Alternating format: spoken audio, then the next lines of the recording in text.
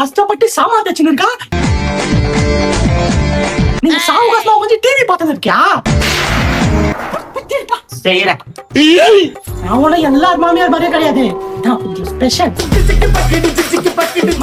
நான் சாமான் தைக்கிறேமா, நீ போமா.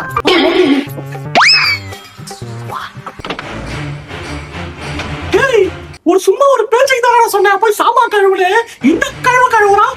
எப்படிதான் வந்து 10 நாள்லயே பிள்ளைங்க மட்டும் போய் கழுவுறானுங்க.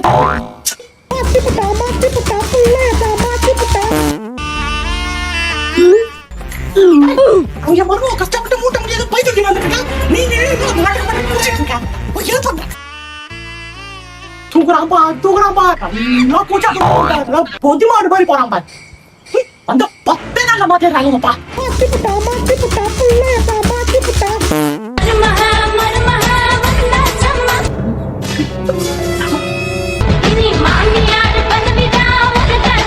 மம்மி சாப்பாடே செய்யலையாமா?